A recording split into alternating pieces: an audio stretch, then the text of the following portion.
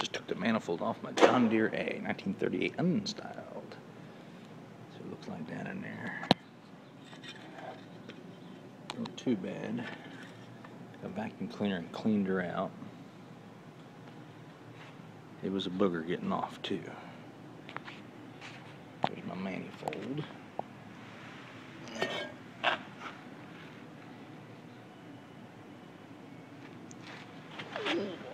Show the top of it here to you. Kind of weathered.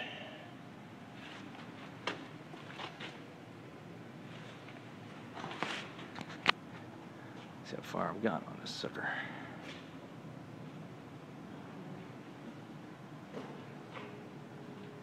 A 38A John Deere. Try to send a video at least once a month, probably, if anybody's watching it.